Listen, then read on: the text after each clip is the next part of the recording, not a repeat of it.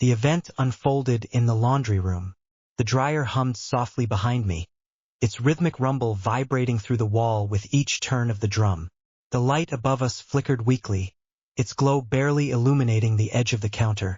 The pale fold of towels I had neglected to stow, and him, Mark.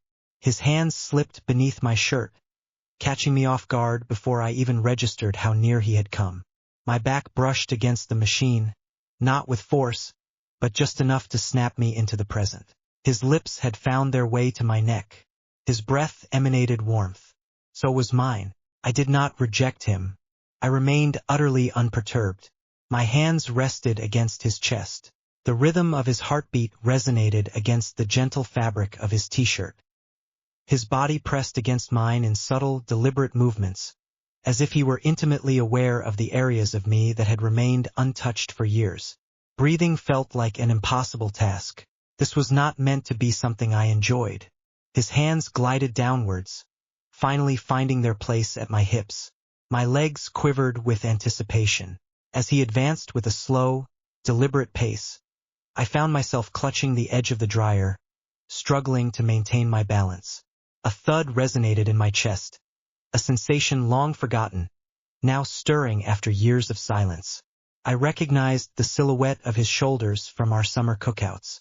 I had observed the manner in which he grasped his daughter's backpack, the way he absent-mindedly tended to the dirt beneath his nails.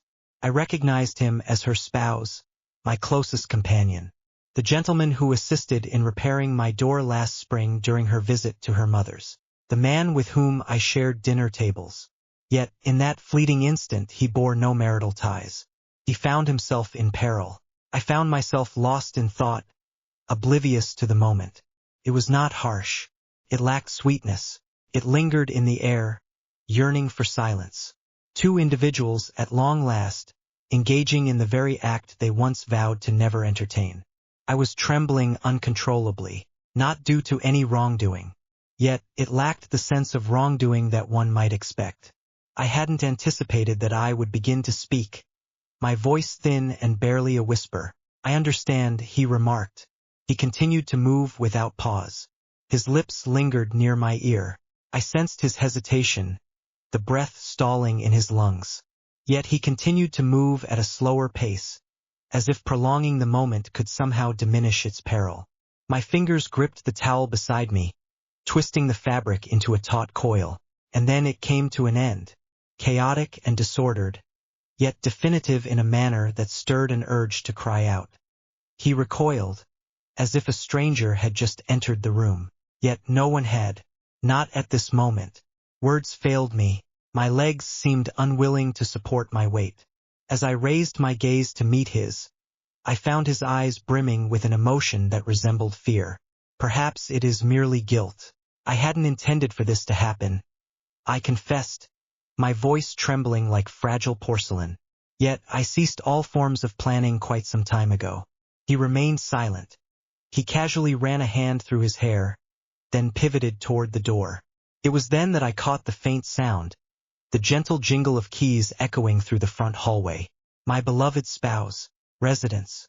I silenced the dryer with a sharp smack that reverberated through the room. The ensuing silence was suffocating. I am 39 years old. I am the proud parent of 2 boys navigating the halls of high school.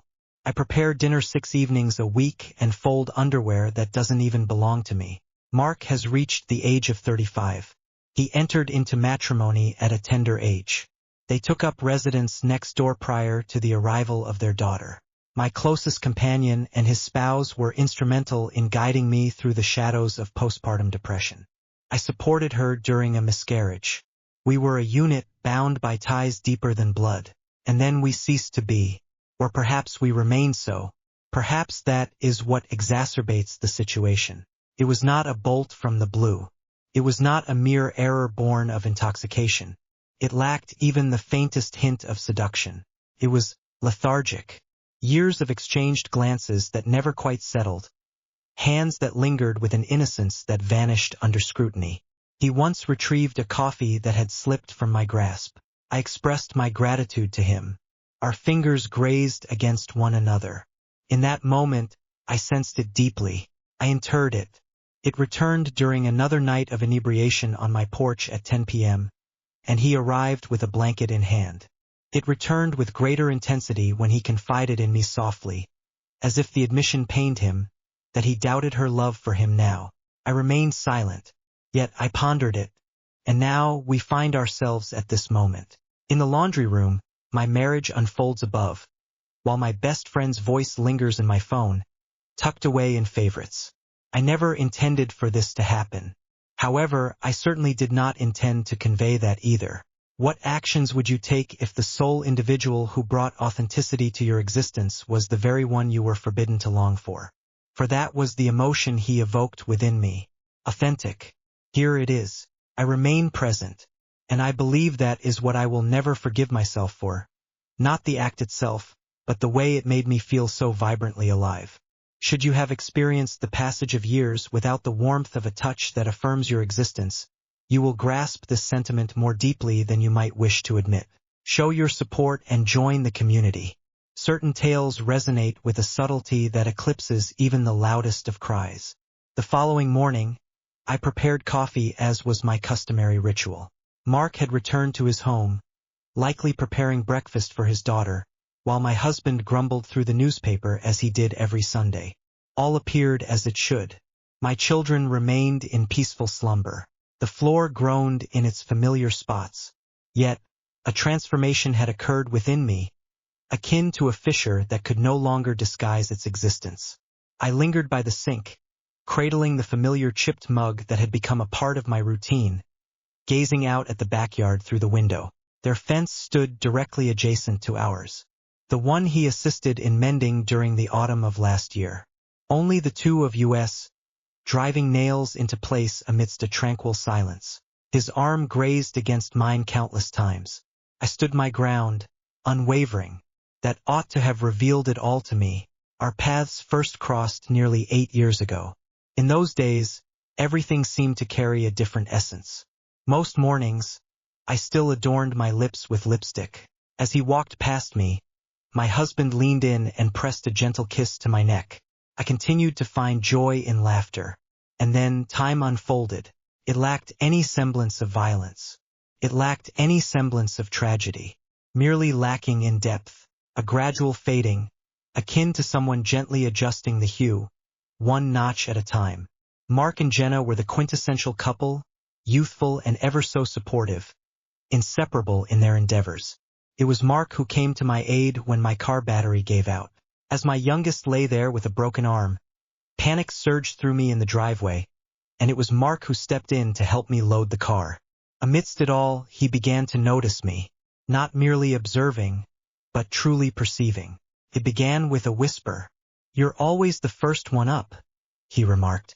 As I tended to the front plants, I nodded when he stepped out to retrieve his newspaper, spoke little. Yet, I sensed a stirring within me, merely because an individual observed what was evident, because someone regarded me as more than mere background noise in my own existence. He would praise the pie I prepared for the neighborhood gathering. He would bring in folding chairs unprompted. There was a moment when he found me weeping beside the trash can, the aftermath of a quarrel with my husband weighing heavily on my heart. With mascara smudged and the apron still draped around him, he simply stood there. I didn't inquire, did not pass judgment, simply handed over a bottle of water and remarked, "No need for explanations." That was the most dreadful moment. He never sought anything beyond what he had. He simply existed in that moment. Being seen in such a way after an extended period evokes a profound response within a woman, particularly one who has felt unseen in her own kitchen for the past 10 years. Jenna, my closest companion, consistently had a voice that resonated more than mine. More beautiful, increased allure. A woman who commands attention the moment she enters a room. Her life was never something I desired. Yet, I longed for someone to gaze at me with the same intensity that Mark directed towards her. And then, gradually, he began to gaze at me in that manner. I convinced myself it was merely an illusion. I must have been conjuring it in my mind. The way he asked if you were okay carried the same significance as it would for anyone else. Yet, beneath the surface, I was aware. As I began to anticipate its arrival, he began to observe the days when he donned that gray hoodie. I found myself pondering whether he would be at the mailbox when I stepped out to collect our letters. Commenced the ritual of brushing my hair prior to stepping outside. Pains me to acknowledge that, on a particular day, I discovered him observing me from outside the window. As I meticulously folded the laundry in the guest room, the soft fabric whispered stories of warmth and comfort. He toiled away on a project in the solitude of his garage. Our gazes intertwined. He maintained his gaze. I did not either. It has been 2 months since that time. Since that moment, everything has unfolded in a languid, almost dreamlike manner. It feels as though I've been suspended in time, breath held tight within me. Each exchanged look over the driveways. Each courteous greeting that lingered just a heartbeat too long. And now there's no turning back. In the laundry room, that moment shattered the silence like glass. For the truth is, I had been anticipating the moment when something would finally shatter. For countless years. It had been 6 long months since my husband had laid a hand on me. 2 years ago, I ceased my inquiries into the reasons behind things. Our exchanges resembled grocery lists. Our love was expressed through gentle kisses on the cheek and timely payments of bills. In the past, I held a certain fondness for birthdays. I can only wish he lets it slip from his memory, sparing me the need to don a mask of feigned cheerfulness. When Mark arrived with the broken hedge trimmer, one he could have effortlessly repaired himself, I welcomed him inside. He carried the scent of wood smoke mingled with the crispness of winter air. He navigated the house as if he were intimately familiar with every corner and crevice. And I realized I ought to have urged him to go. Yet I refrained, for the simple reason that I wished him not to. For the first time in years, a sense of fullness washed over me, dispelling the emptiness that had lingered for so long. The sound of the dryer chimed, signaling its completion. I strolled down the corridor and paused at the threshold of the laundry room. I gazed intently at the place where it all unfolded. My fingers grazed the familiar edge I had held onto the night prior. I found myself devoid of regret. Not at this moment. The beginning was not marked by gentle caresses. It began with glances, and then the gazes began to linger. One afternoon, perhaps 3 weeks prior to the laundry room incident, I found myself wiping down the counter after dinner. The children had ascended to the upper floor.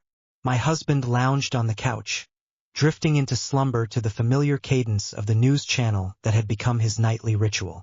Mark entered through the rear entrance, clutching a modest gift bag. She mentioned it was merely a belated birthday gift that Jenna intended to present to me. He extended it toward me, and I expressed my gratitude. Yet, my gaze hardly lingered on the present. As I observed his lips form words, my gaze drifted to the subtle crease that danced beside his left eye.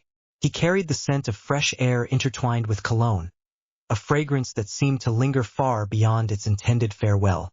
He lingered for a moment before departing. I simply leaned against the doorway and inquired about my well-being.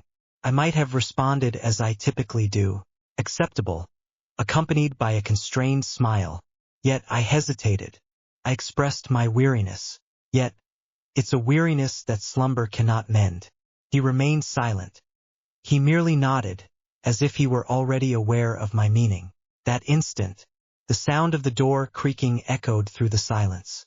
Following that, it was the subtler moments, hovering by the sink as I scrubbed the dishes clean, perched a tad too near, as we gathered to immerse ourselves in the film.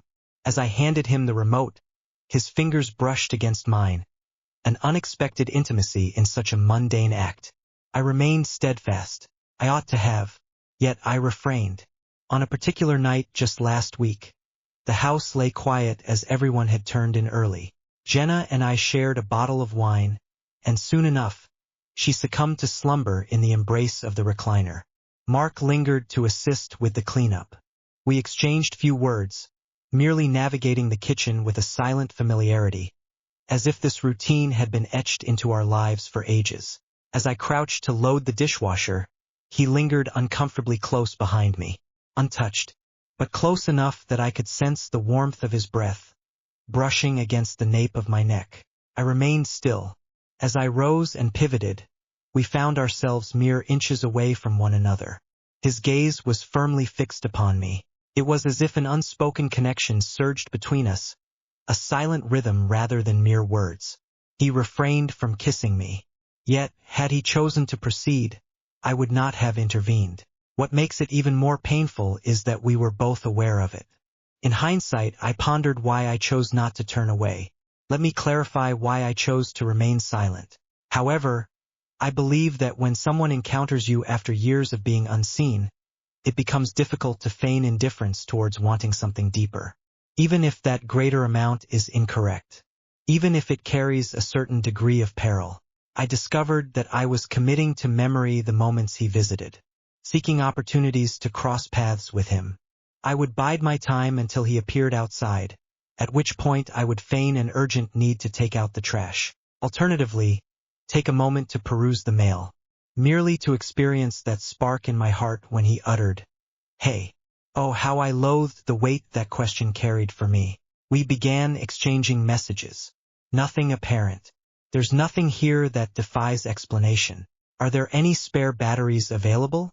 Have the children completed the science project? At what hour does the game commence on Sunday? Yet, beneath each word, an unspoken truth lingered. Present flow. A challenge awaits. One night, I noticed you left your jacket behind. He responded. A compelling reason may be necessary to return. I gazed at that message for what felt like an eternity, 5 minutes stretching into a profound silence. Peruse it 5 times. No response received. Yet I chose not to delete it as well. It was a Tuesday when everything teetered on the brink of collapse. He arrived to repair the latch on our screen door. Jenna lay upstairs, enveloped in the quiet embrace of her home, seeking solace from the throbbing ache in her head through a gentle nap. The children had departed. My husband embarked on a business trip. It was merely the two of us. I approached him with a glass of lemonade in hand, taking my place on the porch, arms crossed, battling the tremors within me. "Are you all right?" he inquired, dabbing at his forehead, stealing a glance in my direction as if he hadn't intended to maintain eye contact for so long. I nodded, though my voice wavered slightly as I replied, "Yeah, it's just been a long week." He set the screwdriver aside, turned his gaze toward me, truly seeing. "I have concerns for your well-being," he remarked. I found myself caught between laughter and tears, yearning to utter something courageous. I merely whispered, "Don't." Yet, I remained still as he approached me. He refrained from making contact, yet a part of me longed for his touch, and that filled me with a fear deeper than any I had ever known. That night, he invaded my dreams, leaving me to awaken in a haze of sweat, shame, and an insatiable longing for more. It's simple to declare that I would never engage in such an act, until another soul ignites the spark of life within you once more, until your body recalls the sensation of being desired, and then, in an instant, it never feels quite like perhaps just a singular moment. And perhaps that single instance evolves into a lingering question. What if I never cease? It unfolded on a Thursday, a day that masquerades as mundane. Jenna reached out to me in the early hours, sharing the news that her mother was unwell and that she would be heading to Chicago for an overnight stay. Mark found himself in solitude at home. Her voice carried a hint of distraction, laced with concern. I assured her that I would reach out to him to ascertain if he required anything. It wasn't a falsehood, yet it also fell short of revealing the complete truth. That afternoon, I immersed myself in the art of baking banana bread. It was an experience I had not indulged in for many years. It's merely the muscle memory of a life once spent fixating on the minutiae. I encased it in foil, tucked it into a paper bag, and reassured myself that it was merely an act of neighborly kindness. The sky had deepened into darkness by the time I traversed the yard. The day is not yet over, but the twilight beckons. The air hung heavy with a dampness, as if it were contemplating the arrival of rain, yet unable to settle on a moment to release its burden. I pressed the doorbell and then knocked. He opened the door almost at once. "Hey," he remarked, a hint of surprise in his voice, yet his expression remained content. Is everything all right? I raised the bag aloft. Loaf, I assumed you might not have had a meal yet. He smiled. There was no obligation for you to do the same. I acknowledged that I previously stated. He gracefully moved to the side. Step inside. The house lay shrouded in shadows. A solitary lamp in the corner cast a gentle glow over the living room. Television is absent. Silence reigns. Simply serene. I placed the bread on the counter, a wave of uncertainty washing over me as I questioned the purpose of my arrival. Yet, in that moment, I sensed his presence looming behind me. Not near, not just yet, but sufficiently close to heighten my awareness of the tightness in my chest, the warmth that enveloped the room. Would you care for a cup of coffee or perhaps something else? He inquired, pivoted, negative, and then we found ourselves standing there, merely stood there, untouched. The gentle hum of the refrigerator filled the air. A steady drip echoes from the kitchen faucet. His breath shifted, becoming deeper and slower. I should leave, I declared, yet remained still. He remained silent. I gazed up at him, and I could have sworn I saw all the unspoken words we had ever held within us mirrored in his eyes. Are you all right? He inquired gently. Negative. I am uncertain about who made the initial move. It seems to me that it holds little significance. Our lips collided, suspended in a moment that danced between inquiry and regret. His hand found its way to the side of my face, his thumb gently grazing my cheekbone. Soft, exercise caution. I might shatter or flee. I chose not to engage in either option. I allowed myself to surrender to it. Enthralled by him, we collided with the hallway wall. His hands found their way to my waist, then glided to my back, and finally slipped beneath the hem of my shirt. Flesh against flesh. My breath hitched, not out of fear, but rather because it had been an eternity since someone embraced me with a desire to truly connect, rather than merely to graze my skin. His lips brushed against my neck, and I inhaled sharply. Not born of suffering. From another source. Desire. Remembrance. The pain of exposure. We never quite reached the sanctuary of a bedroom. The hallway lay shrouded in darkness. The sole illumination emanated from the lamp nestled around the corner, casting elongated shadows that danced along the walls. He guided me with a soft touch, my hands resting against the doorframe, as he stepped in behind me, deliberately, cautiously gauging whether I would halt his advance. I did not. I was unable to. As his body melded with mine, a breath escaped my lips. One I hadn't realized I'd been holding for what felt like an eternity. The tempo began languidly, then further into the depths, subsequently irregular. Each position brought its own unique ache, not merely from the stretch or the pressure, but from the significance, the closeness, the understanding that accompanied it. I gripped the wooden frame tightly, seeking stability, my head bowed, eyes closed. It transcended mere pleasure. It was a collapse, the kind that quivers without a sound. His hand rested on my hip, his chest pressing firmly against my back, and I could feel the way his breath faltered as I whispered his name. In the aftermath, we remained still, caught in the silence that lingered between us for what felt like an eternity. I felt an overwhelming reluctance to look back. I was reluctant to confront the truth that lay before me, a truth I was all too familiar with. This was more than a mere error. A transformation had occurred, a choice forever etched in time. At last, he took a step back. I propped myself against the wall, adjusting my shirt, deliberately avoiding his gaze. He uttered, "I apologize." I inclined my head in agreement. Same here. Yet I found myself not in that place. Not quite. In those fleeting moments, I found a sense of fullness that had long eluded me. I felt seen. A sense of belonging enveloped me, and I loathed the depth of my dependence on it. As dawn broke, I found myself awake long before the alarm's familiar chime could rouse me. My body throbbed in strange, unaccustomed areas. Yet it was the stillness that held me captive beneath the sheets. Not guilt precisely, but rather the void of what I had anticipated would exist. Without remorse, remain calm, simply serene. I rose from my slumber, brewed a steaming cup of coffee, and meticulously folded the laundry, just as I had always done. The house appeared unchanged. My reflection remained absent. I failed to perceive sin. I beheld a gentle softness. The tightness has vanished from my jaw. Hue in my complexion. I despised the way that sensation enveloped me. How perilously simple it was to feign that everything remained the same. Yet it had. Jenna returned home later that night. In the kitchen, I caught her voice drifting in from outside, conversing with Mark in that familiar, weary, and slightly irked tone she often adopted when the weight of the world pressed down on her. He carried her bags inside, planting a gentle kiss on her cheek. Her lips curled into a smile. It failed to touch her gaze. From my vantage point at the window, I observed her as she tenderly rubbed her neck, expressed her gratitude to him, and ascended the stairs. Mark paused at the foot of the steps, then shifted his gaze to the back door, locking eyes with me. We stood still, caught in the moment. He nodded once, a subtle gesture, merely a sign of acknowledgement. I averted my gaze first. The days that followed elongated, taut and precarious, like a tightrope suspended in the air.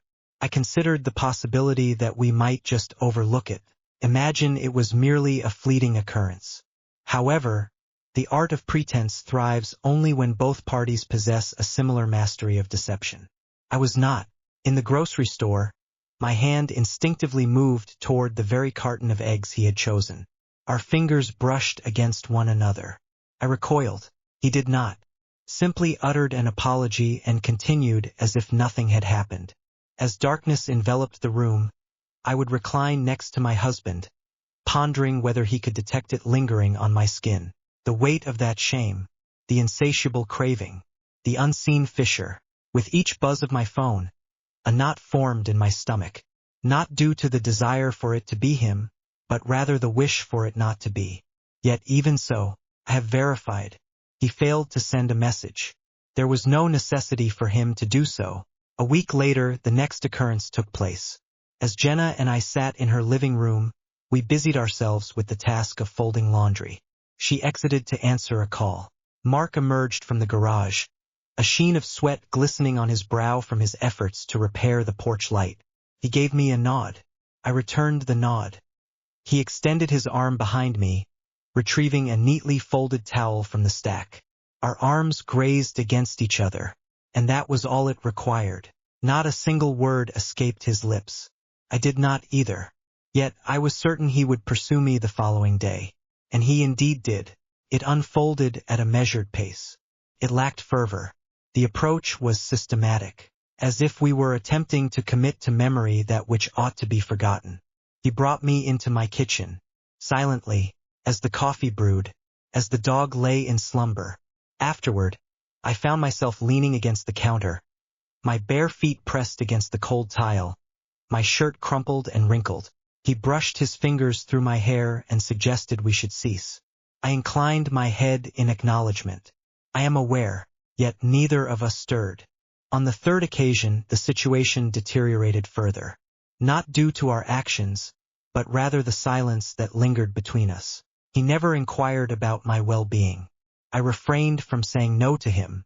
We were acutely aware of the inherent wrongness of it all.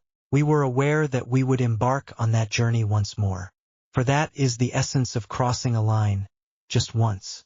You cease to perceive it as a line in any capacity. At first, I observed it in subtle nuances. Jenna began to linger in her sentences whenever my attention waned. Are you truly paying attention to what I'm saying? One evening, as we settled into her living room, she posed a question. With wineglasses in hand, the television flickered with a show that neither of us paid any attention to. A fleeting smile crossed my lips. In haste, indeed. Apologies, I'm simply fatigued. Her gaze lingered on me for a moment that felt like an eternity, as if she were on a quest to uncover something hidden within my features. She took a delicate sip of her wine before redirecting her gaze to the screen. Yet I sensed a change within her, profound understanding. A stillness that had shifted from solace into uncertainty.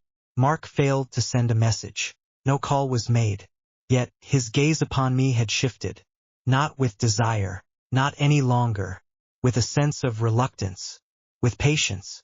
It felt as though we had delved too deep, ventured too far beneath the surface.